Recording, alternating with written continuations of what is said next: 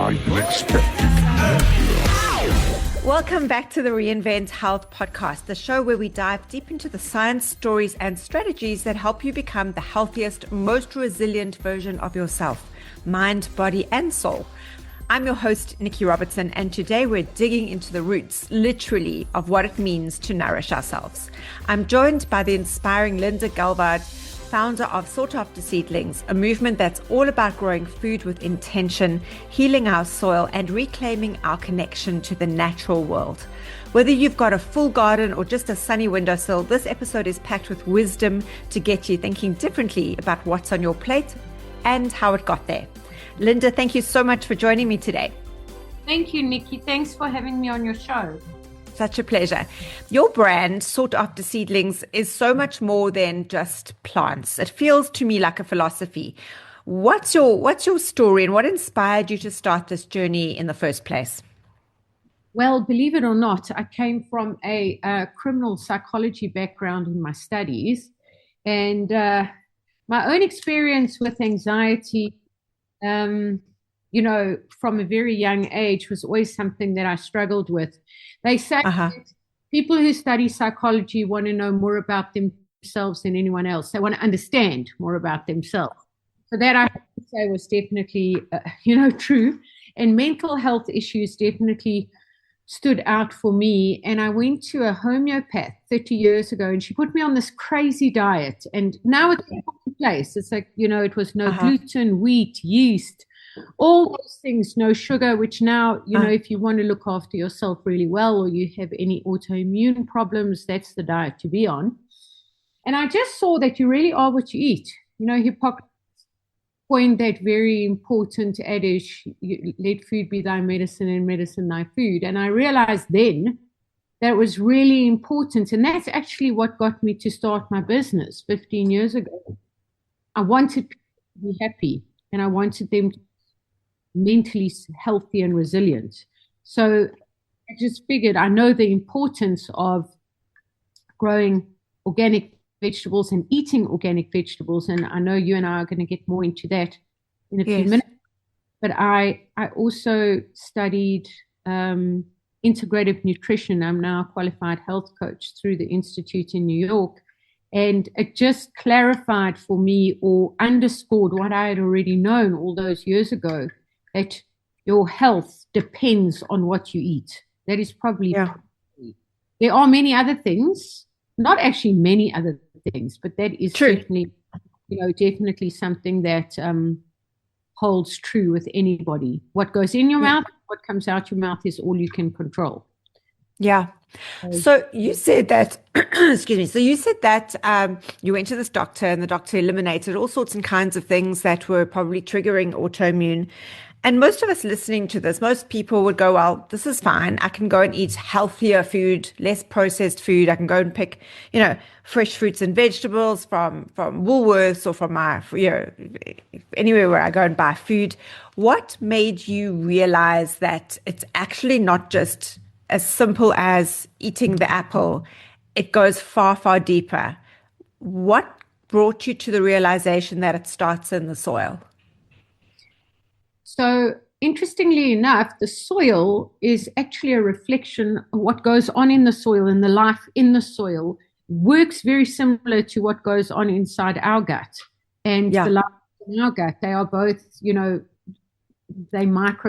microbiome is full of bacteria, as is with the soil. And it's in fact from the soil that the plants get their food.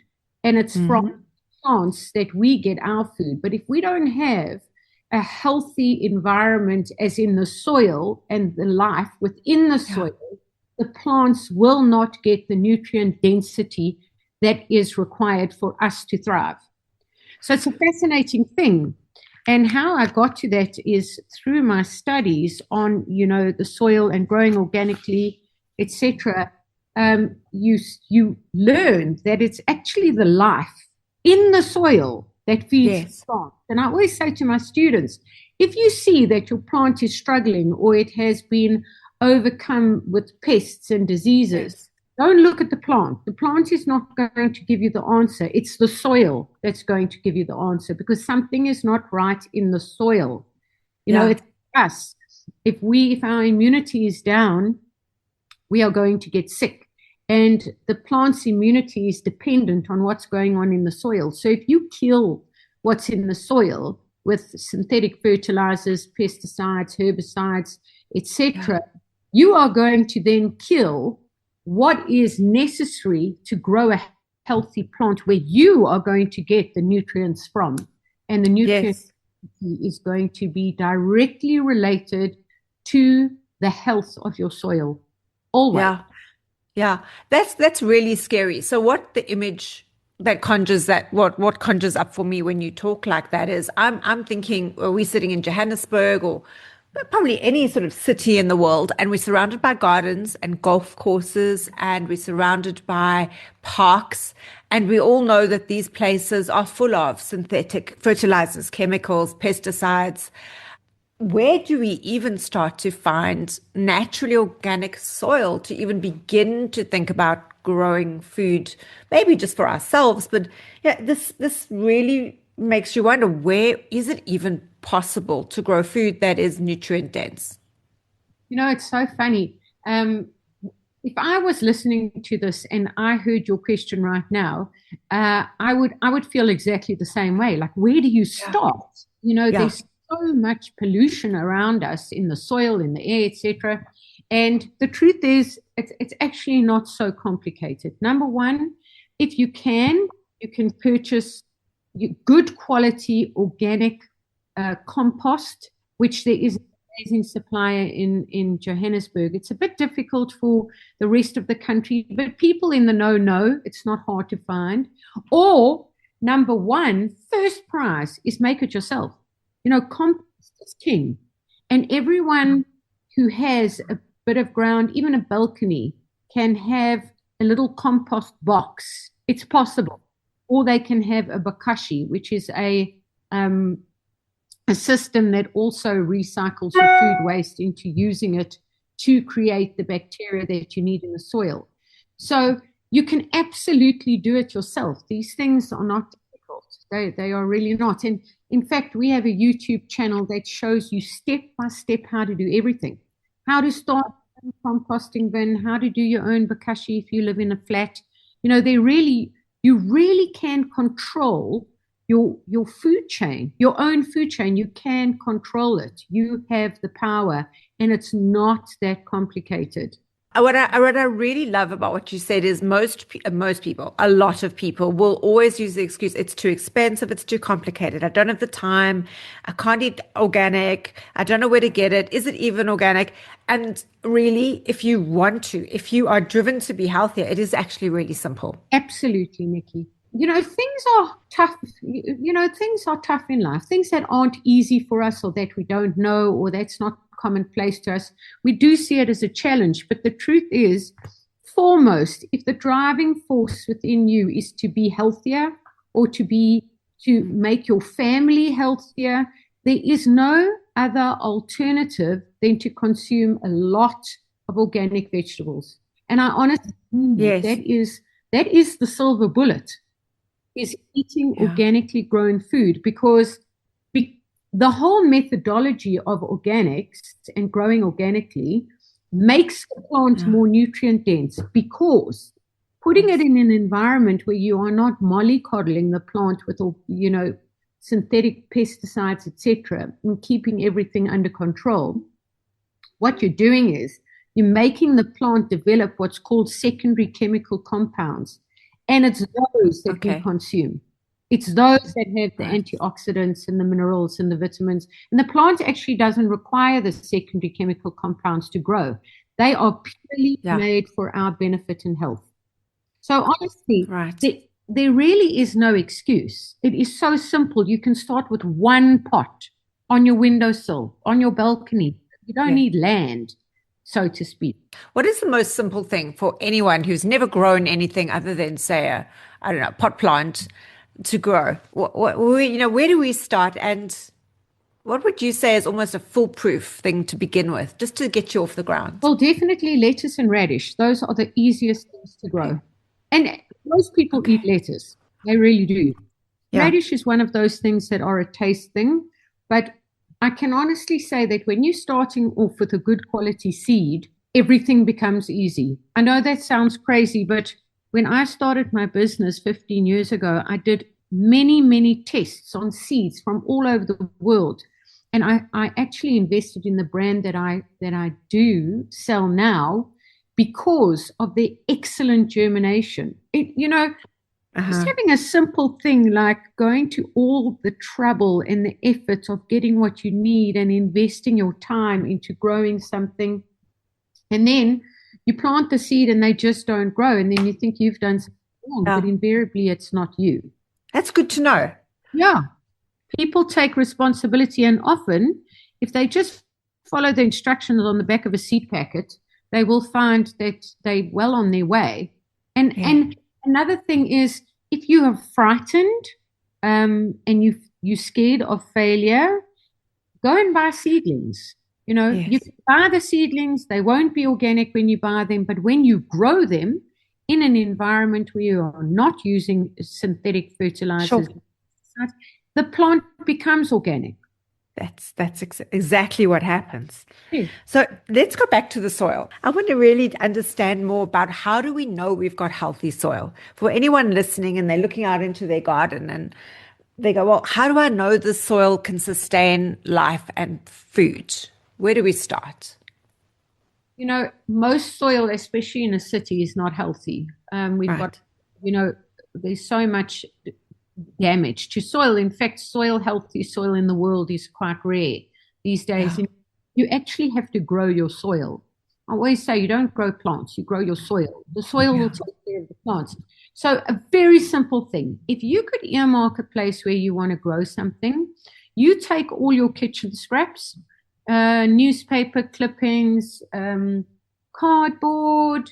You can cut that up. You can cut up your old bank statements, all your fruit peels and vegetable peels, and whatever debris you have from your garden, your dead leaves, your dead grass.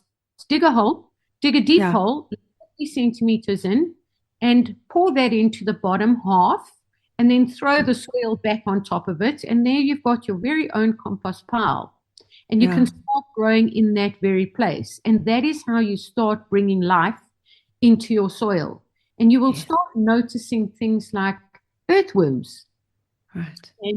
And as you start growing, you'll start noticing things like butterflies and bees. It's almost like when I start a garden for a client, I will be in the first stage of planting, and we'll already start noticing butterflies and dragonflies and bees coming. It's fascinating. And I'm talking about small seedlings. They don't even have anything on them besides a few leaves. And already the beneficial insects are there. So when you start feeding your soil with all your waste, basically, you will start to see the life. The soil will start changing. It will start changing color, friability. It will become much softer, maybe darker. It won't hold so much water, or it won't be so sandy. You'll actually be able to see the soil start to change, provided you're feeding it. You feed it with your waste, and it will feed you back with nutrient plants. Yeah, it's funny you mentioned that. A couple of years ago, I lived at a house, I owned a home, and there were certain patches in the garden where things flourished. Like they grew so fast, it was unbelievable. And what it turned out, we found out subsequently, was those patches where the previous owners had that actually dumped carcasses. So if they were having a whole sheep or a goat, they would dump in those particular areas. And that's the place where the garden bloomed irrespective of what we did. And I always thought, well, that's really interesting. They've obviously dumped a lot of nitrogen into the soil. And that just talks to what you've mentioned. That's so interesting. That's basically a bone meal, which is, it's something that you do use to feed your ground.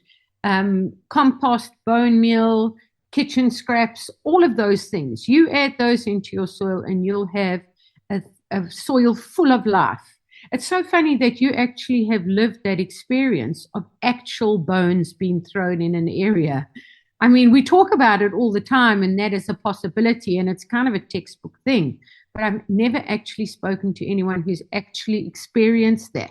So thanks for the story. I'm going to use it. Yeah.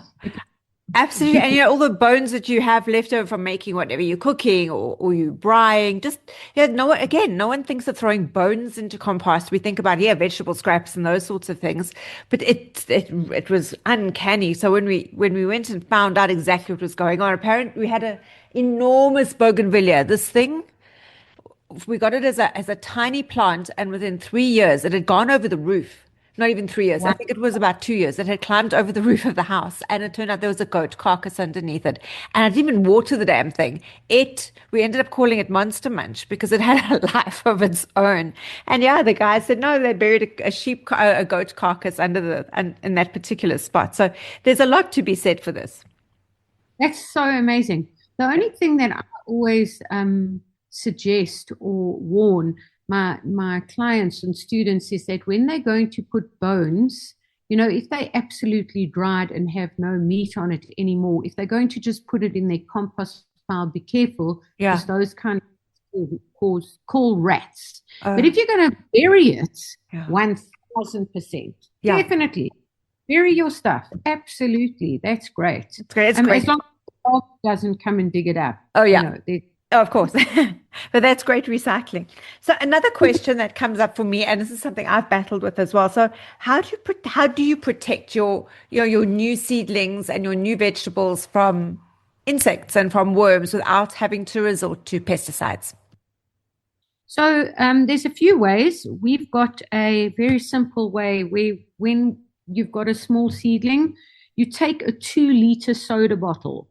So whatever, Coke, Fanta, Sprite. I know I don't like to actually name those, but just because, there's no pictorial evidence that I can show you on this interview. So if you take a 2-liter soda bottle or a 1-liter water bottle, still sparkling mineral water, and you cut it off at either end, just at the ends. Yeah. You cut them, and you slide that over your seedlings, and you push it 2 centimeters into the ground, so it's quite firm. That protects your seedlings for quite some time before they're big enough to actually fend for themselves. That's a very simple way. Like a little greenhouse. Yes, like a little cloche. Yeah. That's exactly what it is. And another way is always companion plant. So you plant things next to your crops that are going to attract beneficial insects and chase away the bad guys. But not only that, a garden, if a garden doesn't have bad guys in them, there's something wrong with your garden. Yeah. Because only a garden that is full of poisons will have no bad guys in it, because it will be so sterile. So the point is, you are going to have pests, and that's very natural. You just have to make sure that your plants are companion planted so that they call the good guys in to control the bad guys. We've got bad bacteria in our systems as well. Yeah. But the importance is that we keep our good bacteria flourishing through things like probiotics to make sure that the bad bacteria doesn't take hold. Yeah. It's the same with your garden. Make sure that the bad guys don't take hold. There's also a fabulous product called, can I mention the product name? Yes, of course. There's a range called BioGrow, and it's the only range that I use. It's certified organic. And when things are really out of control, I always spot spray. So I'll never broad spectrum spray, only where I have a massive problem. Yeah. If I cannot control it, sometimes inclement weather can cause, an infestation of something or other. And if I have to take control, I use products from this range. It's the BioGrow range. But most times you can sort things out by treating your soil correctly. Yes. And by companion planting, by crop rotation, all these things are what they call organic methodology to grow in an environment which keeps you from using synthetic things to remain in control, Okay. With nature is always better than dominating nature. Of course. Yeah. Well, that makes a lot of sense. So you're speaking at the Organic and Natural Lifestyle Expo this September. What are you hoping to get across to people at that expo? Well, in short, I'd like people, there are two main things. The topic that I'm actually going to be talking on is gut health and the influence of organic vegetables. Yes. So what I'd like people to walk away thinking about is, number one, cut sugar out of your diet. If I can put it very simply, cut sugar out of your diet. And number two, there are three things actually. Number two, you can control your ill health and in some cases even cure yourself. Because a lot of things are lifestyle, like diabetes 2. That is a lifestyle disease that you can get on top of.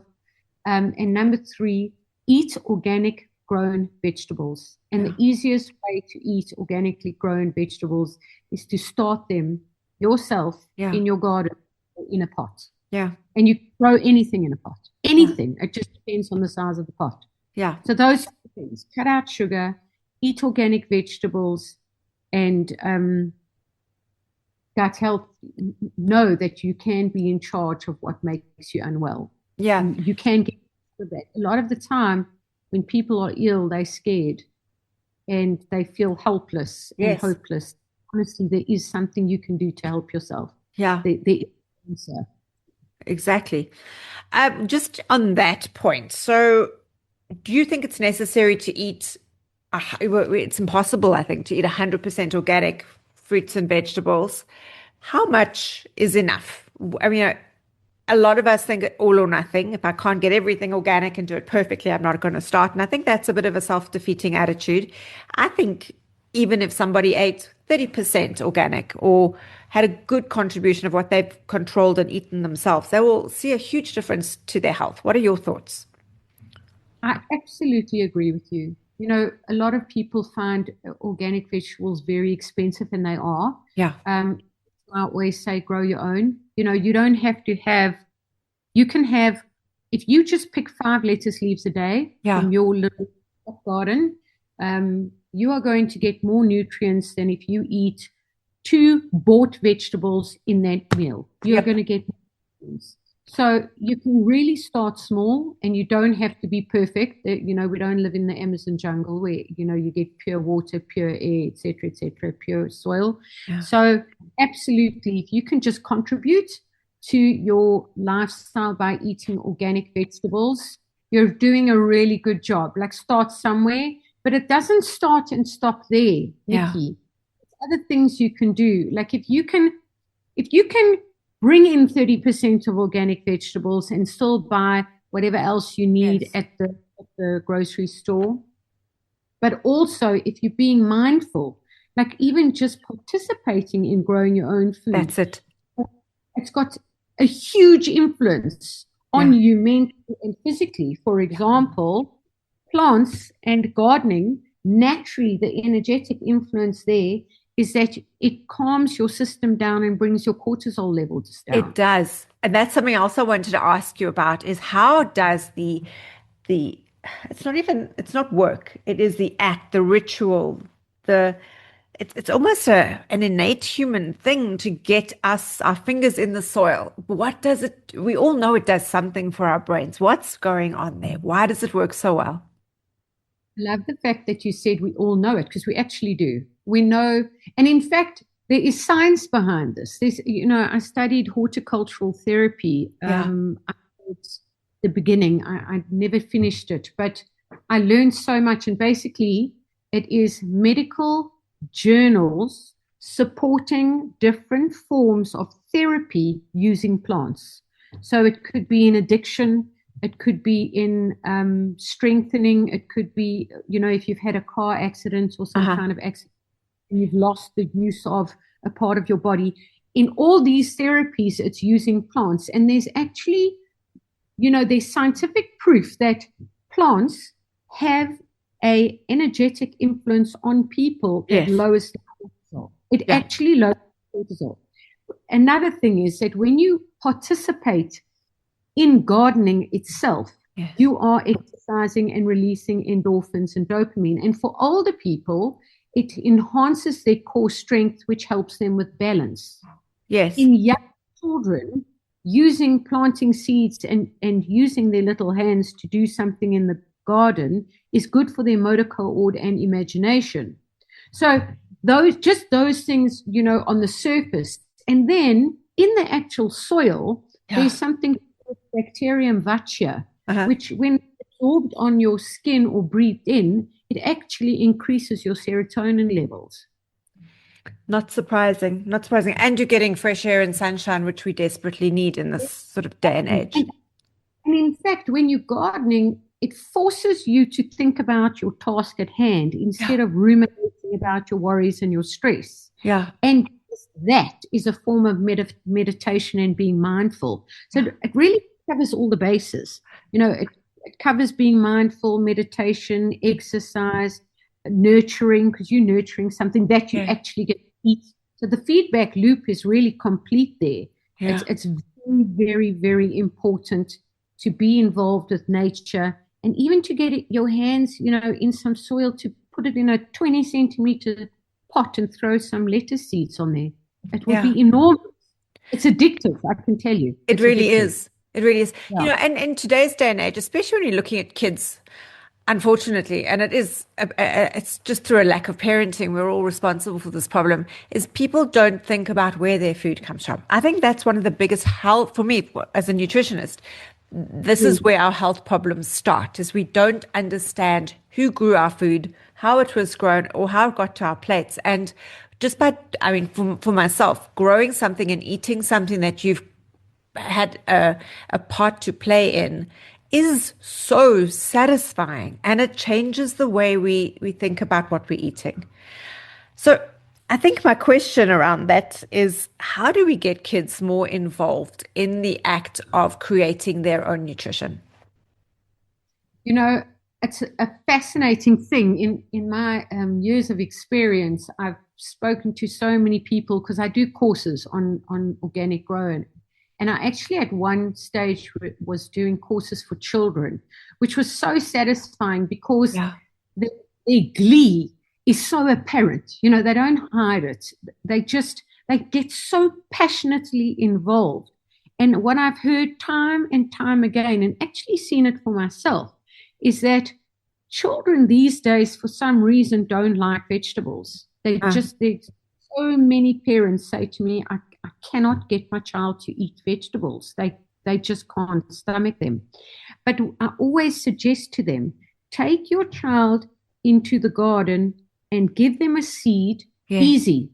I don't know if when you were younger at school, I know you're very young, Nikki. But when you were younger, like primary school, they taught us how to grow a bean in cotton wool. Yes, they did. I remember. I loved doing that. Exactly. We all love doing that. And when I bring that story up, people are like, oh my gosh, I remember doing that. And you can actually tap into that glee that you felt. Yes. Children are the same. If you give them a tiny little pot and you give them a bean seed and you put that bean seed in the pot for them, or you let them do it, because that's even more fun. Yeah. When they start growing their own food, 3 things happen. 1, they are so invested in the magic around it, from a seed to this growing thing. 2, they are invested emotionally, because they are taking responsibility for this thing's life.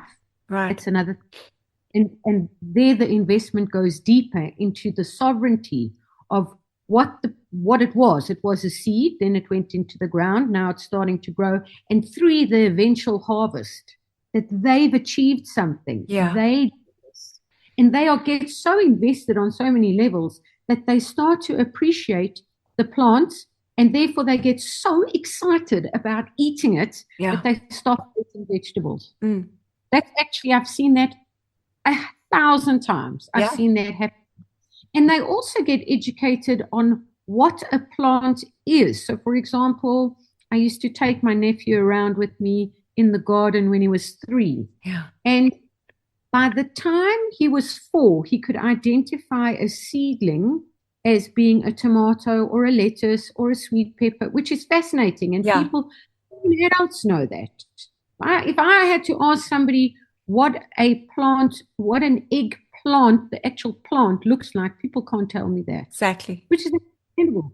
But for a 3-year-old or a 4-year-old to start identifying the seedling as being, that vegetable, that's another thing. That's another way of getting them invested. Yeah. And he remembers that now, and he's 17 now, and he loves vegetables. Yeah. Yeah, I love that. I remember you mentioned the bean, but I remember like in our garden there were apple trees, and the thrill of being able to pick an apple or a mulberry or a gooseberry off a tree and just eat it there's nothing like that. And I think because we live in, more congested cities now with smaller gardens, a lot of us have lost that magic. But like you said, you can have a balcony and still grow plants and still, bring that back into your conscious awareness. Absolutely. I mean, honestly, you can grow anything in a pot. If you've got a 50 centimeter pot depth and diameter, you can pretty much grow peas, beans, cucumber, tomatoes, baby marrows, lettuce, Swiss chard, spinach. You can literally grow every vegetable you can think of, you can grow in a 50 centimeter pot depth and diameter. Sometimes you'll be able to grow 5 of them, sometimes 1 of them, but you can grow anything in that size pot. That's that pot on a balcony, on a tiny 2 square meter, 1 square meter balcony. You can have that. Yes, you can. And this is what you teach in your courses. Yeah, okay. I teach them. Basically, I teach them how to start and how to continue. Like you will know how to grow something and continue to grow things. Yes. It doesn't put you in the lurch thinking, okay, now what? Yes. It's pretty much, it's the fundamentals, and you can go far with it. Yes. And what I love about that is you can't fail. You can just learn. So if it doesn't work out this time, you'll figure it out next time. It's not a sort of a badge of honor to run after. It is a process that you can just never stop nurturing. Oh, I love that. It's so true, because I read something once that was so clever. It says you can't fail at growing things. Yeah. All it is it's a feedback. You only get feedback. You don't get failure. Yes. Learning all the time. I mean, I can teach you everything, but when you go into your own environment, which you know way better than me, you will learn things that I can't teach you. Yeah. And the key there is to start small. Start small. Yeah. Get that feedback and then grow from there. Exactly. Excuse the pun. Yes, exactly. So if you could get every person listening to the show, and I'm hoping thousands of people listen and share it with their friends, if you could get everyone to do one thing differently when it comes to what they choose to eat, whether or not they grow their food, what would it be? I think that if I could get them to do one thing, grow something, anything, just try. It's the joy that you will get out of it, and the fact that you've invested in something and you will get back. Often we invest in things in life and we don't get positive feedback, and it's so disappointing. Yeah. And this, you will get something back, and there's a ripple effect of it into your whole life. Yes. Mentally, physically, emotionally. So if I could get somebody to do one thing, it actually starts even before that. It's just to have a spark of interest. Yes. Just a spark of interest, and start somewhere and start small. Yes. That's what Get growing. I want get growing. Get growing. So Linda, where can people find you and I'm sure this spark of interest has been planted right now. How can people get hold of you and learn more and get hold of your seeds and start this journey? Well, I'll give you our phone number, because that's just the easiest for everybody. You can contact us on 082 365 0050, and the name of my business is SoughtAfter Seedlings, but the sought is spelled SOUGHT. Yes. And we're online. We supply our seeds to the top nurseries. They are available, or you can buy them online from us. Yes. Our course is happening on the 17th of August. It's a Sunday. It's a full-day course. It's a lot of fun, but there's a lot of theory. Yeah. You walk away knowing what to do and feeling confident about it. So, we look us up. We're on Google. Get hold of us. Okay. WhatsApp us. Give us a call. Email us. We have all our details online. We're on social media under SoughtAfter Seedlings. So we're out there. We're not hard to find. Yes. Reach out. Yeah, we're waiting. Okay, well, we'll send the message out loud and clear. And of course, you're going to be at the Organic and Natural Lifestyle Expo in September, where people can come and listen to you talk and ask you all sorts of questions as well. Absolutely, and looking so forward to that. Good. Yeah, that will be an amazing opportunity. So thank you again for your time today. This was wonderful. And let's get the word out there. Growing season is coming up. Our winter is almost over. I like to think so. Anyway, I'm saying this at the beginning of July, but I'm trying to be positive. We have only 2 months left of cold weather, and then it's time. Yes, absolutely. So now's a good time to start thinking about it. Yes, start planning. I love that. Thank you, and have a wonderful week going forward. Thank you, Nikki. You too. Have a lovely rest of your day. If this conversation with Linda planted a few seeds of inspiration for you, maybe to grow your own food, rethink what organic really means, or just get outside and touch some soil, then we've done our job. If you enjoyed this episode, do me a favor and hit subscribe, leave a review, and share it with someone who needs to hear this. We're building a movement around conscious health, and your support really helps to spread the word. A big thanks again to Linda, and don't forget to find her at the Organic and Natural Lifestyle Expo.